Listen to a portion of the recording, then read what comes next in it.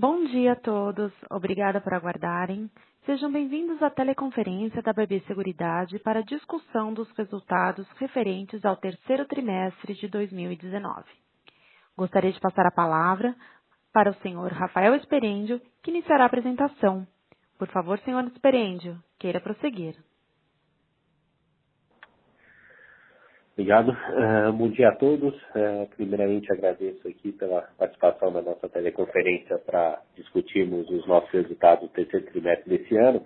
Iniciando a apresentação aqui na página 2, falando sobre os principais fatores que influenciaram o nosso resultado nesse trimestre. Tivemos um lucro aqui de 1 bilhão e 81 milhões de reais, crescendo 21% ano contra ano, puxado aqui, como os senhores podem ver no gráfico do canto inferior do lado esquerdo, pelo crescimento de 25% do nosso resultado operacional não juros, né, que por sua vez foi suportado por uma performance comercial bastante robusta, né, nos produtos de seguro e previdência, principalmente.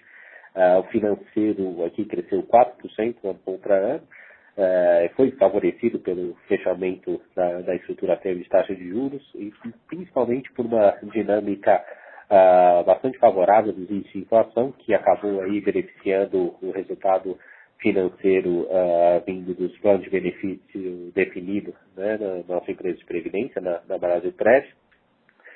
O lucro contábil aqui foi de 3,4 bilhões de reais, considerando o ganho extraordinário de 2,3 bilhões que nós tivemos com a venda da nossa participação no IRB em julho desse ano.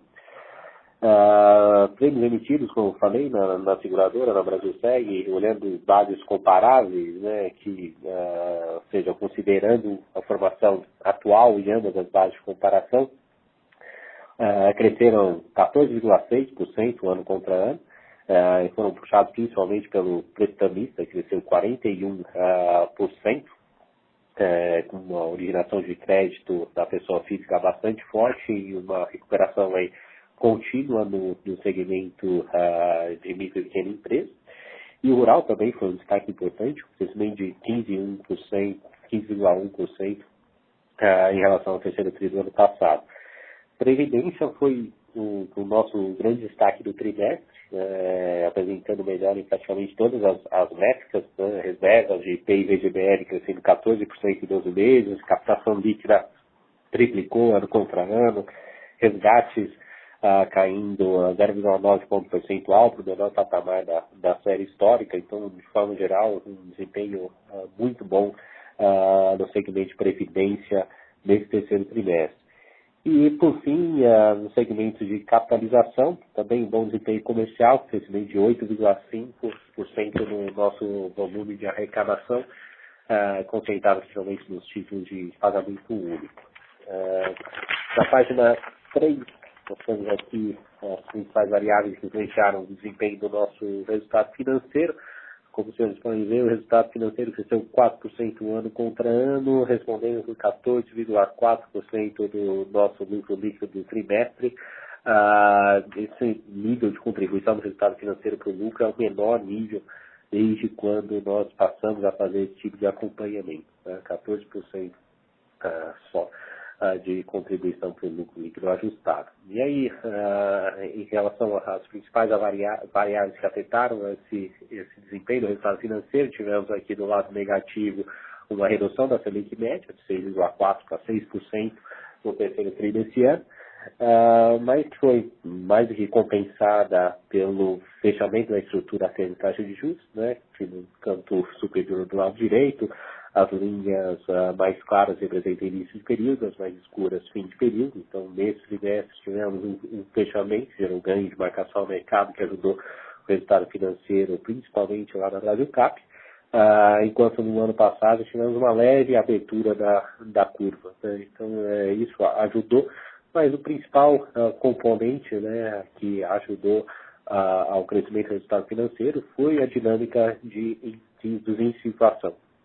Como os senhores podem ver aqui, na linha azul, o IGPM teve uma deflação de 0,3% no terceiro tri desse ano, enquanto no terceiro tri do ano passado houve uma inflação de 2,8%. E os senhores bem sabem que o IGPM é de fato, o resultado, o indexador, né, dos nossos passivos, né, dos planos de benefícios definidos.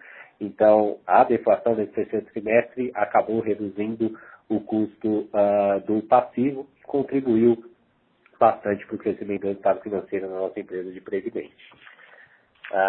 Na página 4, falando da nossa operação de seguros, vou me permitir aqui, mais uma vez, focar nos comparativos pro forma, tá? Que nada mais são do que refletindo a mesma estrutura que nós temos hoje, após a organização societária concluída em novembro do ano passado, replicando essa mesma estrutura para as bases comparáveis de 2018. Tá? Então, as barras azuis claras e o gráfico no canto inferior do lado direito.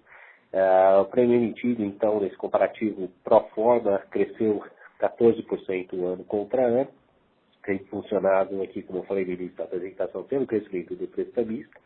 O rural continua ganhando ritmo, né? Nós já tínhamos observado uma aceleração no segundo trimestre, essa aceleração continuou ao longo do terceiro tri desse ano, com um desempenho bem uniforme entre as três principais linhas de negócio.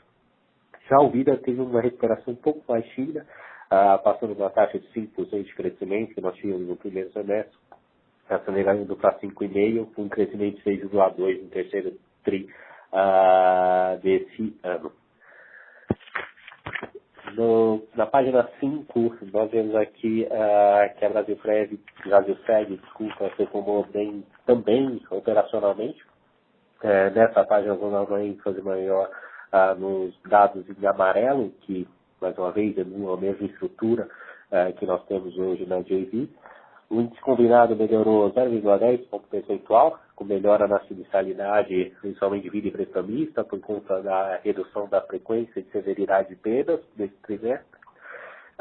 O índice de despesas gerais administrativas também apresentou uma boa melhora, em razão de menores despesas com impairment de prêmios a receber e de serviços a recuperar.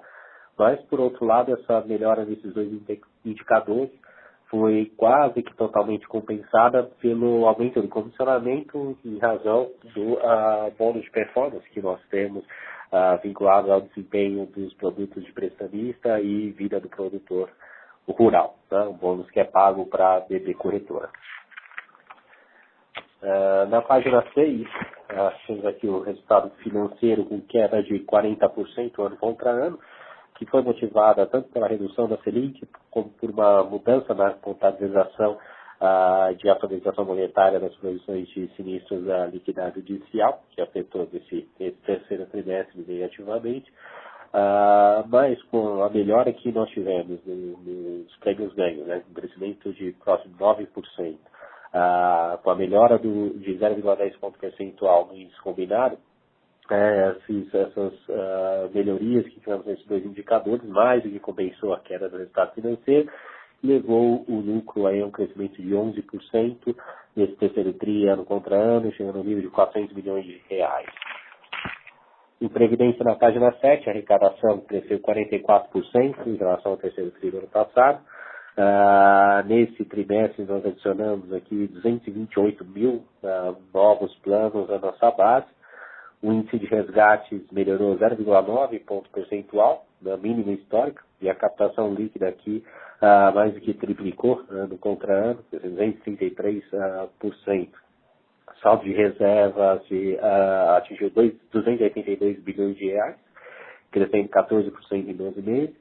As receitas com taxa de gestão cresceram 10% ano contra ano, com a taxa média em 1,02, caindo aqui 0,06 ponto percentual em relação ao terceiro tri do ano passado. E com esse crescimento de 10% nas receitas de taxa de gestão, somado à melhora do resultado financeiro que eu mencionei mais cedo, o lucro cresceu 32% ano contra ano, atingindo 331 milhões no terceiro trimestre de 2019. No segmento de capitalização, na página 8, a arrecadação crescendo 9% ano contra ano, puxado pelo justiça de pagamento único. O resultado financeiro cresceu 4%, ajudado aqui mais uma vez, como eu falei, pelo fechamento da estrutura de taxa de juros, e foi esse movimento que explicou aqui o crescimento de 2% do lucro líquido em relação ao terceiro tri de 2018. Passando para a corretora na página 9, as receitas de corretagem cresceram 40% ano contra ano, 22% se nós considerarmos uma distribuição linear entre os trimestres aqui do bônus de performance recebido no fim do ano passado. Esse é o nosso conceito de ajustado que vocês veem aqui em itálico.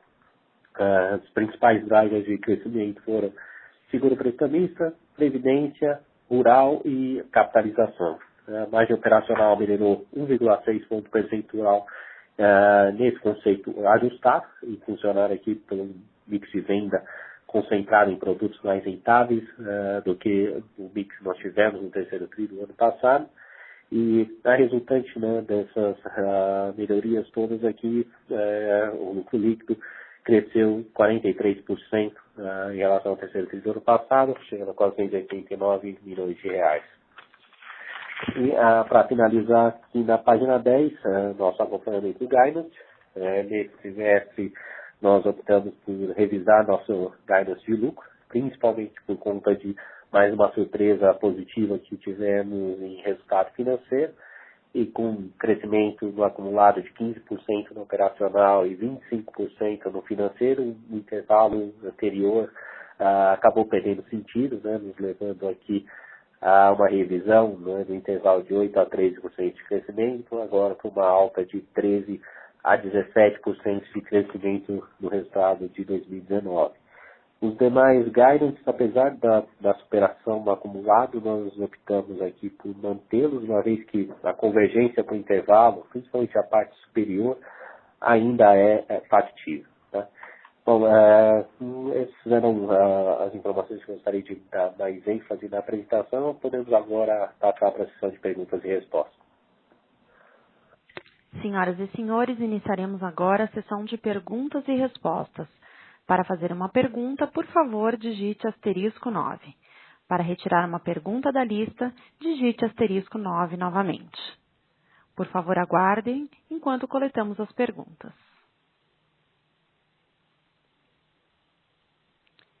Nossa primeira pergunta vem da senhora Giovana Rosa, do Bank of America. Bom dia, senhora Giovana, a palavra é sua. Bom dia, obrigada pela oportunidade de fazer pergunta. Eu tenho duas perguntas. Eu queria saber se vocês podiam dar um view mais estratégico para a gente do que vocês estão esperando para 2020. Quais vão ser as principais vias de crescimento? Eu sei que a gente já tem um carrego dos prêmios de 2019, então já tem um crescimento contratado, mas se puder explorar um pouco qual que vai ser a estratégia de crescimento, seria bom. Depois eu faço minha segunda pergunta.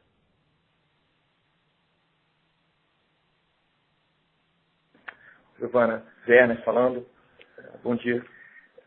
Bom, crescimento para 2019, se a gente começa olhando primeiro para, 2020, para Brasil Seg, como você falou, a gente já tem, de fato, devido a essa performance extraordinária do prestamista esse ano, e já uma aceleração que a gente já teve também no ano de 2018, olhando a nossa base histórica, né, logo depois da crise, esses prêmios diferidos já trazem para a gente, tanto na visão da seguradora como em comissões para a corretora, um resultado bastante robusto, né, vindo dessas linhas. Então, uma parte do crescimento de resultado de 2020 vem, com certeza, dessa performance passada do prestamista e da aceleração que está acontecendo agora, principalmente de micro e pequena empresa. Tá? A partir de 2020, tá? A gente, como a gente vem falando, essa aceleração no crédito de micro e pequena empresa, que acontece no canal Banco do Brasil, acaba trazendo a reboque, né, uma contratação maior do seguro prestamista, e isso favorece a dinâmica da companhia. Então, o rural também ele deve ter uma performance bastante boa, existe uma expectativa de um aumento do subsídio para o ano que vem, e essa expectativa, se esse orçamento for utilizado realmente no subsídio, teremos um incremento, né, dessa disponibilização, quase triplicando de valor. Isso, obviamente, também ajuda bastante as nossas linhas de seguro rural. E nas outras linhas a gente espera um crescimento mais em linha com o que vem acontecendo. Então, a aceleração em Brasil Seg vem daí. Em Brasil Prev, né, a gente, como o Rafael destacou, a gente teve um trimestre bastante forte, mais forte ainda do que o segundo, que já era um trimestre de expansão. É mais difícil dizer que a gente vai ter uma dinâmica tão forte de crescimento de prêmios de arrecadação e previdência para 2020, porque teremos um ano de comparação muito forte, que será o 2019, mas a nossa estratégia está sendo muito baseada em também fazer uma migração, né, uma realocação dos ativos para fundos que têm um retorno maior, mesmo, obviamente, num cenário de juros bem baixos, né, para padrões brasileiros. Essa migração de ativos ela favorece, né, o retorno para os fundos dos clientes e também acaba tendo um impacto positivo, porque, na média, esses fundos têm uma taxa de gestão um pouco acima dos fundos de renda fixa. Então, essa migração ela também deve favorecer o nosso resultado de 2020, mas não tanto na linha de crescimento forte de arrecadação, mas mais uma estratégia, primeiro, de retenção e resgate, diminuição do resgate, como já vem acontecendo em 2019, né? O Rafael colocou que chegamos agora no menor patamar de índice de resgate da nossa série histórica. Isso a gente deve continuar observando em 2020, dada a nova estratégia na companhia. Então, esses são os principais pontos. O Bernardo acho que vai adicionar aqui. Bom dia, Giovana. Só para complementar, o que a gente tem feito para se preparar, né, para o futuro e continuar crescendo? A gente está revendo todo o portfólio de produtos em todas as empresas, melhorando os produtos que a gente está oferecendo, adicionando serviços, adicionando usabilidade para os serviços, para os seguros que a gente oferece em todas as linhas de negócio.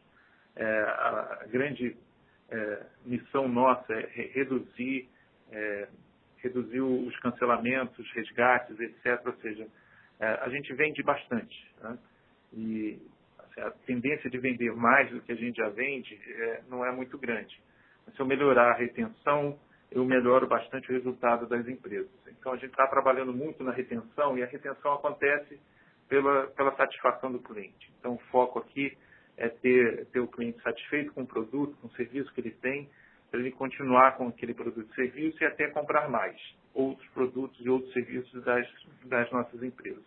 Então, o nosso foco principal é na retenção no ano que vem, via melhoria de produtos e serviços que são ofertados aos nossos clientes. Não, está super claro. Obrigada.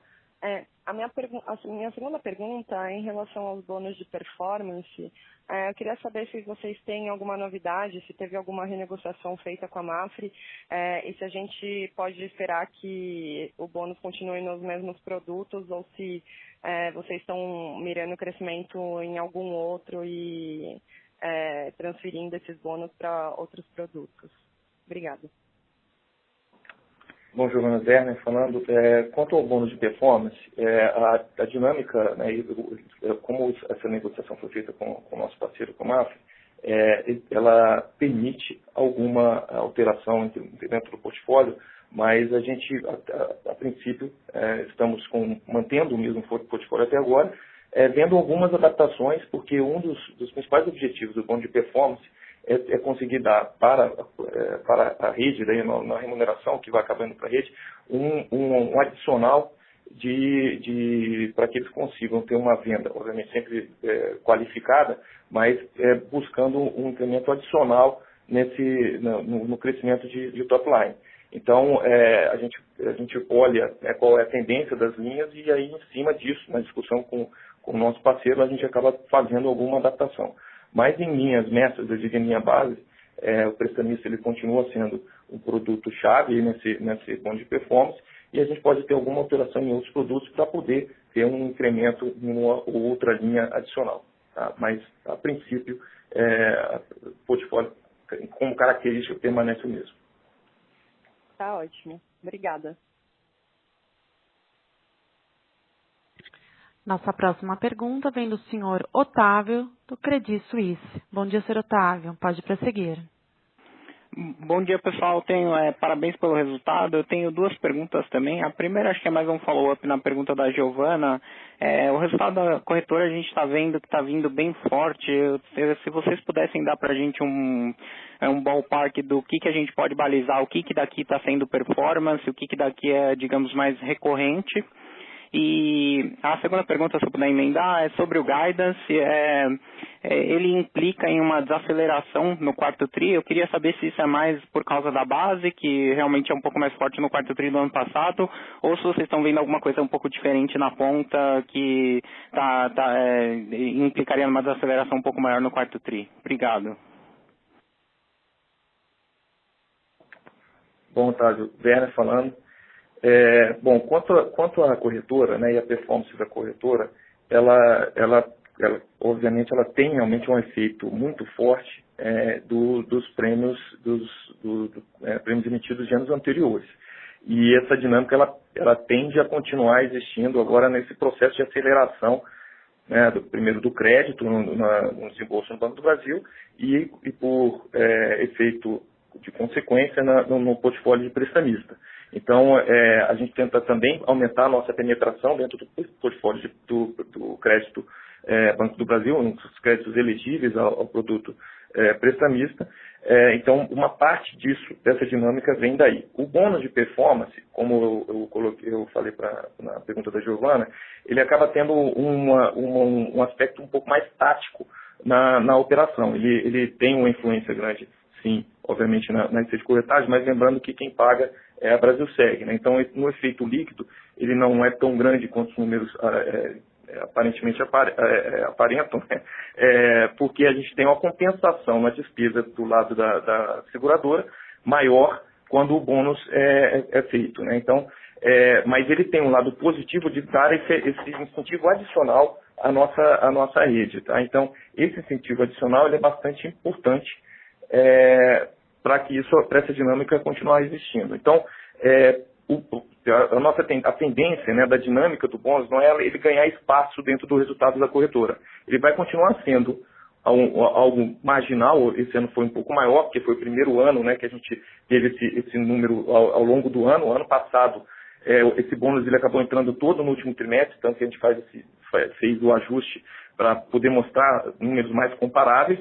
Mas a partir de 2020, a gente vai ver que o crescimento dele não tende a ser tão forte como em anos anteriores. E a dinâmica, né, existente do diferimento da corretagem, né, a comissões a apropriar passando em resultado, ela acaba ganhando relevância em relação ao bônus adicional. Tá? Essa é a questão sobre a corretora. O segundo ponto que você colocou é relacionado ao guidance, né? Então, o nosso guidance, a gente fez essa alteração agora no terceiro tri, já tínhamos alterado no segundo, mas de fato o que levou a gente a alterar a perspectiva, né, a estimativa, foi o resultado financeiro no terceiro trimestre. Como você pode observar também, Otávio, a gente nos outros guidances também tivemos alguma superação em relação ao intervalo, mas quando a superação ela fica marginal em relação à faixa estipulada, a gente não altera isso, porque o último trimestre pode ter alguma oscilação e a gente tem adotado desde o início do ano uma abordagem bastante conservadora em relação aos nossos guidance. Então, apesar de ter movido esse guidance para 13 e 17, é fato que a nossa expectativa ela acaba sendo um pouco mais para a linha de cima, né, da range, do que da parte de baixo. Então, existe sim ainda alguma incerteza, dado todas as questões relacionadas ao resultado financeiro bastante positivo que tivemos nos meses anteriores. Podemos ter alguma surpresa por outro lado, como no ano passado aconteceu, mas não é a tendência, né? A tendência é que esse resultado continue bom no quarto trimestre e que a gente consiga ficar muito próximo da parte superior do nosso guidance, do novo guidance. Tá? Então, como a distância desse número em relação à nossa faixa anterior é bastante grande, que é de 400 base points, né? De 13 para 17, a gente julgou necessário fazer essa alteração. O número implícito, digamos assim, ele acaba sendo menos relevante na nossa visão, porque o que a gente quer mostrar é a tendência de crescimento do resultado, tá? E que foi afetado por esse crescimento no prazo curto de um trimestre, ele acabou sendo afetado por um efeito que a gente não julga recorrente, que foi o resultado financeiro mais forte. Tá? Mas dada a linha base, digamos assim, do resultado operacional, esse resultado operacional que é um resultado crescente, como foi demonstrado, cresceu bastante nesse terceiro trimestre, né, cresceu 24,7%. Esse número eu acho que é o mais importante para a gente continuar acompanhando aí para frente, porque num cenário agora de curva bem flat de juros, vai ter no resultado operacional, como tem sido, né, o nosso discurso nos últimos anos, que a companhia vai conseguir manter o crescimento dela de resultado. Tá? Só para completar, é o Bernardo falando, então, a gente nunca trabalha com guidance, pelo menos eu nunca tive essa tendência de achar que o guidance tem que ser, meu número é um meio, aí eu ponho o guidance exatamente para que o meio seja o meu número do meu forecast. Tá? Eu não trabalho dessa forma, eu trabalho com qual é o meu número, quais são os upsides potenciais e downsides que podem existir. E considerando ainda que esse guidance nosso de crescimento de lucro dá uma margem bastante pequena de variação em termos de números absolutos, então a gente tem que deixar alguma margem aí para algum evento inesperado. Mas a nossa expectativa não é meio do guidance. Tá? A expectativa é mais perto do topo do guidance. Tá bom, pessoal. Claro, só um follow-up rápido, se eu puder. Como que vocês estão tratando o IRB nessa conta? Tem os 6 meses de IRB dentro do guidance? Vocês estão fazendo um pro forma sem IRB? Como que a gente deveria pensar? Oi, Otávio, Werner falando. A gente usa o número reportado, então no primeiro semestre tem o número do IRB, tá? No segundo semestre já não tem o número do IRB no nosso guidance. Tá claro, obrigado. Nossa próxima pergunta vem do senhor Eduardo, do BTG Pactual. Bom dia, senhor Eduardo. Pode prosseguir. Bom dia, pessoal. 2 perguntas, acho que mais focado na parte de gestão de capital e foco, né? Acho que a companhia tem feito um trabalho muito bom aí nos últimos anos, né? Fez a transação da SH2, pagou dividendo, agora vendeu o IRB, pagou dividendo, enfim, acho que está devolvendo o capital, enfim, em excesso para o acionista. Eu queria entender se vocês acreditam que ainda tem aí no futuro alguma possibilidade de melhorar ainda essa eficiência do caixa, né? Se tem alguma melhoria a fazer ou não, se o grosso já foi. E queria entender se vocês veem aí alguma outra oportunidade aí até para aumentar aí o portfólio de produtos da companhia, né? Eu sei que vocês estão aí disputando aí o leilão ali do balcão da Caixa, né? Então, se vocês pudessem também falar um pouquinho o que for possível de qual que é o interesse lá, qual que é o balcão, se vocês teriam caixa suficiente, teriam que buscar isso no mercado, enfim, ou se vocês estão olhando também para outras alternativas aí em outros balcões ou outros mercados. Obrigado. Bom dia, Rosman. Obrigado pelas perguntas. É o Bernardo falando. Tá? Sobre a gestão de capital, assim, movimentos grandes não tem mais para frente para fazer. O que a gente vai manter é uma política de payout bastante alto, adequado, até porque a empresa é forte geradora de caixa, né? Então, forte geradora de capital, e a gente não vê à frente nenhum movimento de grande porte, ou no mercado não existe nenhuma oportunidade de grande porte que justificaria eu manter esse capital na empresa rendendo a taxa de juros que está corrente no Brasil na atualidade. Assim, eventuais aquisições para melhoria de portfólio estão no radar, mas todas elas seriam de pequeno porte para o nosso tamanho, para a nossa capacidade de geração de caixa. E até é possível fazer algumas coisas até sem mexer no payout. Vamos dizer, se surgisse uma oportunidade enorme, muito boa, que necessitasse de muito investimento da nossa parte, a gente tem sempre a alternativa de buscar um endividamento que seria mais eficiente, um uso mais eficiente do capital também, porque custo de capital próprio contra o custo de capital de terceiros hoje no Brasil justifica até algum nível de endividamento. E o problema seria até manter isso no longo prazo, né? Porque a gente provavelmente pagaria muito rápido. Então, assim, qualquer investimento que a gente faça, pouca probabilidade de impactar inclusive o payout. Não vejo nenhuma oportunidade de grande porte no Brasil.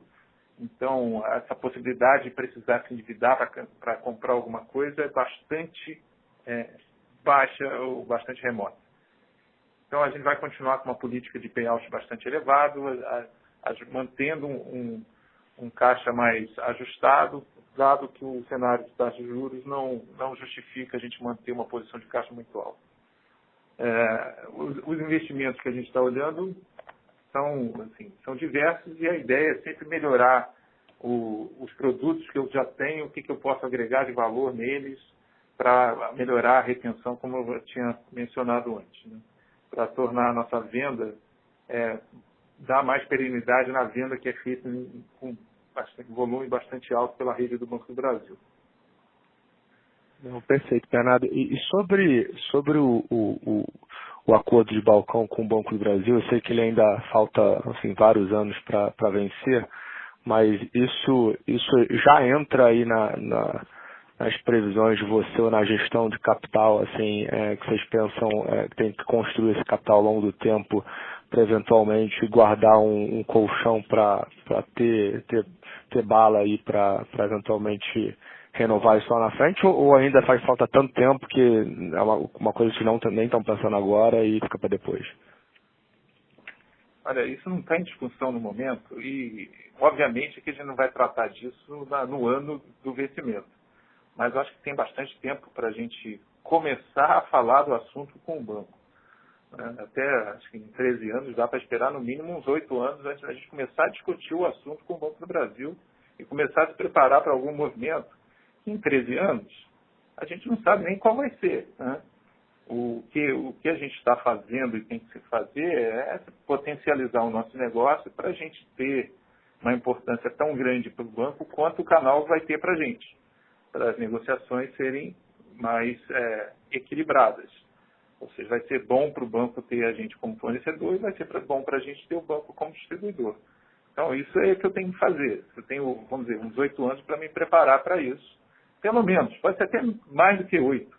Menos eu acho muito difícil, porque não faria sentido a gente iniciar negociações com tanta antecedência em relação ao vencimento do contrato. Agora, eu não posso ficar parado esperando até chegar a hora de negociar para me preparar. A gente vai se preparar. Acho que a preparação nesse momento e nos próximos anos não envolve, de qualquer forma, criar um colchão de capital. Acho que está muito cedo para discutir isso, muito cedo para fazer isso, até por conta da capacidade de geração de capital que a gente tem. Então, eu te diria que nos próximos 8 anos não seria necessário fazer nada, não seria nem bom para a gente ou para o banco discutir renegociações nos próximos 8 anos. Não faz muito sentido a gente antecipar isso agora. A não ser que aconteça alguma mudança muito radical no mercado, não faz sentido ter essa discussão agora. E, de novo, para se preparar em termos de capital, depende do que vai acontecer na negociação, mas a gente tem tempo para isso.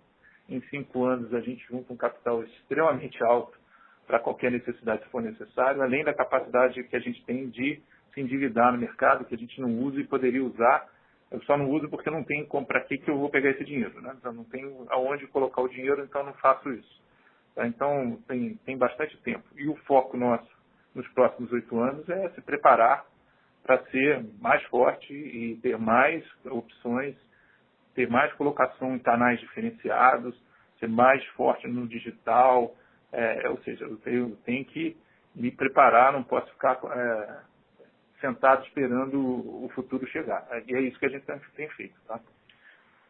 Rosman, Werner, só para lembrar de um detalhe aqui, que o contrato existente hoje em dia, né, ele foi assinado em 2013, é um contrato de 20 anos, sem cláusula de cancelamento antecipado, então, e é um contrato, obviamente, parcelacionado, e tem toda aquela dinâmica do nosso comitê de parcelacionado. Então, de fato, essa negociação vai acontecer no momento devido, né, quando a companhia considerar que é o melhor momento para começar essa discussão, mas isso está bem para frente aí em termos de anos, provavelmente lá para, como o Bernardo falou, no mínimo aí mais 8 anos para a gente começar a discutir esse tema. E ainda existe também um dos nossos parceiros nas empresas, eles também têm a exclusividade na distribuição dos produtos, né, quando essas JVs foram criadas, lá em 2031 que vence o acordo com a MAF, em 2032 o acordo com a Principal na Brasilprev. Tá claríssimo. Muito obrigado pelas respostas detalhadas. Obrigado. Nossa próxima pergunta vem da senhora Karina Martins, do CIT. Bom dia, pode prosseguir. Oi, gente, bom dia. Obrigada pela oportunidade de fazer perguntas. Eu queria voltar um pouquinho para a questão do bônus de performance. O nível do bônus de performance year to date está bastante alto. Eu queria saber o quão próximo vocês estão daquele cap de 50% para o limite. Então, ou seja, assim, para o quarto TRI a gente pode esperar que tenha uma redução no bônus de performance, ou vocês acham que continua bastante alto por conta das outras linhas? Karina, Werner falando, o bônus de performance ele é um percentual, ele acaba sendo, ele é um gatilho, né, que leva o percentual da corretagem por exemplo, no caso do prestamista, que foi o exemplo que você colocou aí, de 33% para 50%, né? E essa dinâmica, ela acontece em cima dos números que você tem mensalmente. Então, se esse mês, de novo, a gente conseguir atingir, né, ele continua aumentando, a gente não tem como reduzir esse bônus, a não ser que o total no crescimento do ano ficasse menor do que o gatilho do bônus de performance. Então, essa dinâmica, ela no final do ano é muito improvável de acontecer, a não ser que existisse um cancelamento enorme de produtos, que não é o cenário base. Tá ótimo. Obrigada.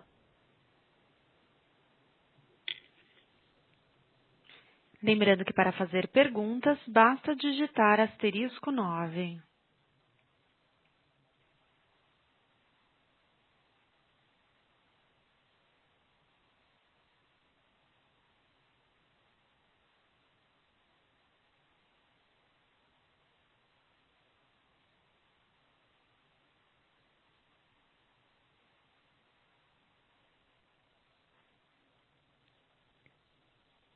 Para fazer uma pergunta, por favor, digite *9.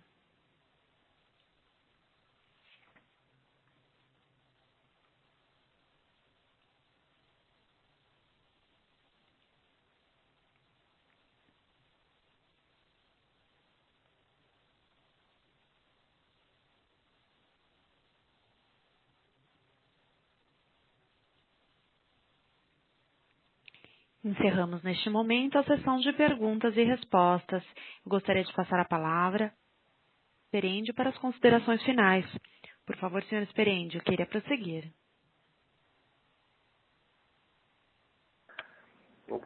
Gostaria mais uma vez de agradecer a todos pela participação da nossa teleconferência de resultados. Tanto eu como o nosso time de relações com investidores aqui continua à disposição para qualquer eventual dúvida que possa surgir futuramente. Obrigado e bom dia a todos.